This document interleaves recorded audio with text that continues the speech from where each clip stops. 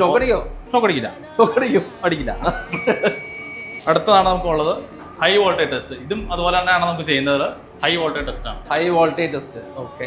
High voltage test നമുക്ക് രണ്ട് ഇതുണ്ട്, പോസിറ്റീവ് ഇലക്ട്രോണും നെഗറ്റീവ് ഇലക്ട്രോണും ഉണ്ട്. ഇതിൻ്റെ അകത്തും നമ്മൾ ഫയർ പോലെയാണ് ഇതിൻ്റെ അകത്ത് ഒരു വെള്ളം നിറച്ച പൈപ്പിൻ്റെ അകത്തിട്ട് പോസിറ്റീവായ ഇലക്ട്രോൺ ഇതിൻ്റെ അകത്ത് ഇടുക.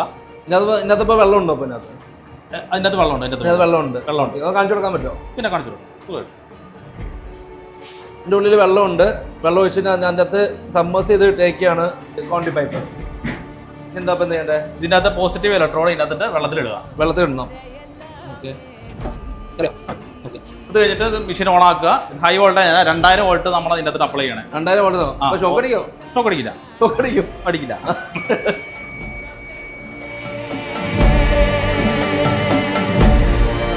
2000 വോൾട്ട് അവിടെ ശ്രദ്ധിച്ചറിയാം. 2000 വോൾട്ട് 2.5 kV എന്നുള്ളത് കാണിച്ചിട്ടുണ്ട്.